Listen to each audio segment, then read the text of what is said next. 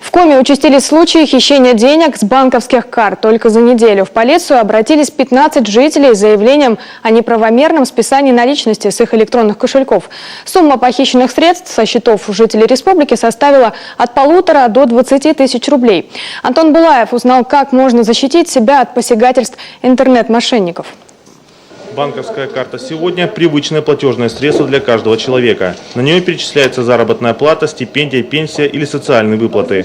Понятно, что пройти мимо столь популярной вещи мошенники просто не могли. За 6 месяцев этого года на территории республики полицейские зарегистрировали уже порядка 1000 фактов неправомерного списания денежных средств с электронных кошельков.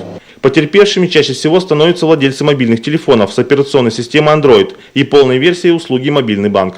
Установлено, что основной причиной списания денежных средств является действие вредоносных программ, которые попадают в телефоны держателей банковских карт, например, когда человек скачивает из сети интернет различные приложения, в том числе и онлайн-игры, или переходит на неизвестные веб-страницы. Еще один способ СМС-рассылки, когда абонент получает СМС-сообщение со ссылкой. Если перейти по такой ссылке, то в телефон закачивается вредоносная программа. Попадая в мобильное устройство, вредоносные программы могут похитить учетные записи банковских логина и пароля, а также выполнить перевод денег на счета злоумышленников. В настоящее время данный вид преступлений, он в количественном масштабе происходит все чаще и чаще. И в сутки, в дежурные сутки поступает от 3 до 5-6 таких заявлений, к сожалению.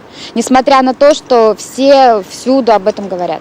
Чтобы предупредить горожан, сотрудники полиции все чаще выходят на улицы города. Прохожим люди в погонах раздают специальные памятки и доходчиво объясняют, как можно защитить себя от посягательств интернет-мошенников.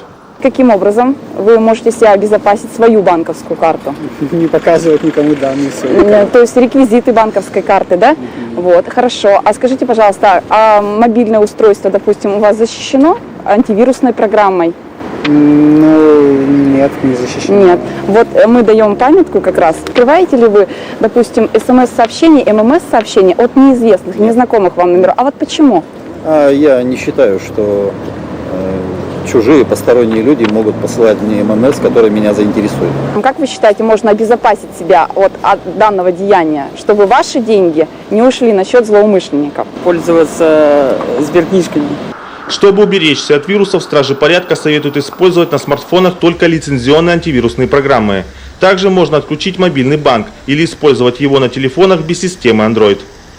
Сотрудники полиции в очередной раз убедительно просят население быть предельно осторожными в обращении с банковскими картами, не доверять их чужим людям, не делиться информацией о своем лицевом счете с малознакомыми людьми и при смене мобильного номера телефона отключать услугу «Мобильный банк». Антон Булаев, Вячеслав Беспалов, Олег Костромин, телеканал Юрган, Сыктывкар.